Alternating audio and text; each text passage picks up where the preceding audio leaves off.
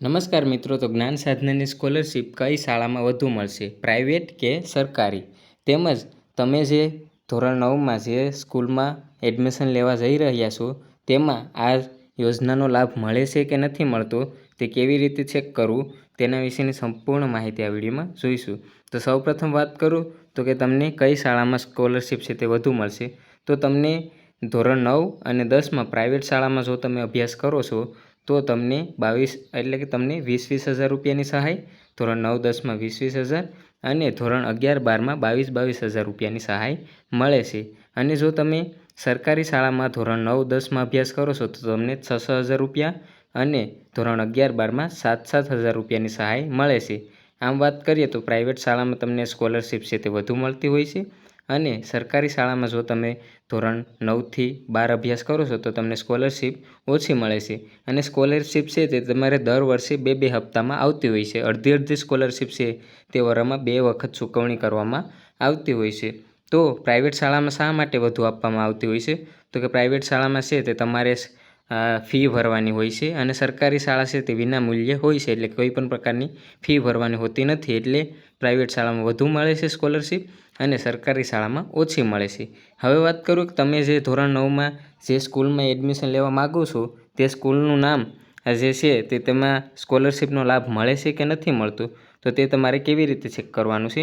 તો સૌપ્રથમ તમારે આ જ્ઞાન સાધનની જે ઓફિશિયલ વેબસાઇટ છે GSSY-CUJ તેના પર આવી જવાનું છે. ત્યારબાદ તમે અહીં જ્યારે પણ વેબસાઇટ પર આવશો એટલે તમને અહીં જે 3 લાઇન છે તેના પર તમારે ક્લિક કરવાનું છે. જેવા ક્લિક કરશો એટલે નીચે સ્ક્રોલ કરશો એટલે અહીં તમને જોઈ શકો છો કે સ્કૂલ લિસ્ટનું એક ઓપ્શન આપે છે, તેમાં જ્ઞાન સાધના મેરિટ સ્કોલરશિપ તેના પર તમારે ક્લિક કરવાનું છે. જેવું તમે તેના પર ક્લિક કરશો એટલે આવી રીતનું એક નવું પેજ ઓપન થશે અને તેમાં તમે અહીં જોઈ શકો છો કે મુખ્યમંત્રી જ્ઞાન સાધના મેરિટ સ્કોલરશિપ શાળા એમ્પ્લોયી લિસ્ટ 2025 છે. તેવી રીતે તમારે 2026નું પણ ટૂંક સમયમાં આવશે, પરંતુ આમાં જે શાળા હોય છે તેમાં થોડો ઘણો પણ ફેરફાર હોય છે. બાકી તો આ છે તે લિસ્ટ હોય છે. તો તે તમારે કેવી રીતે સિલેક્ટ કરવાનું છે? તો સૌપ્રથમ તમારે સ્કૂલ બોર્ડ સિલેક્ટ કરવાનું છે. એટલે કે સ્કૂલ બોર્ડમાં તમારે જે છે તે ગુજરાતી માધ્યમમાં હોય તો તે, અને બીજી સ્કૂલ હોય તો તે તમે સિલેક્ટ કરી શકો છો.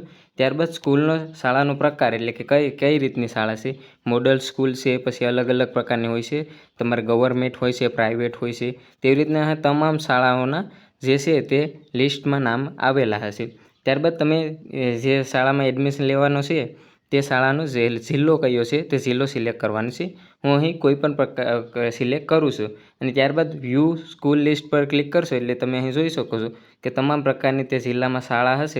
અહીં મેં ગવર્મેન્ટમાંથી ટીક કર્યું હતું અને પાટણ જિલ્લો અહીં ટીક કર્યો હતો. તો પાટણ જિલ્લામાં જે પણ શાળામાં આ યોજનાનો લાભ મળતો હશે તે તમામનું લિસ્ટ અહીં તમે જોઈ શકો છો કે આવી રીતનું તમામનું લિસ્ટ આપવામાં આવશે.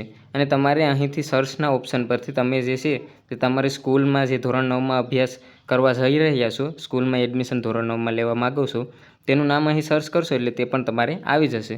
તો આવી રીતે તમે ચેક કરી શકો છો કે જે તમે સ્કૂલમાં ધોરણ 9માં અભ્યાસ કરવા જઈ રહ્યા છો તેમાં તમને આ યોજનાનો લાભ મળે છે કે નથી મળતું.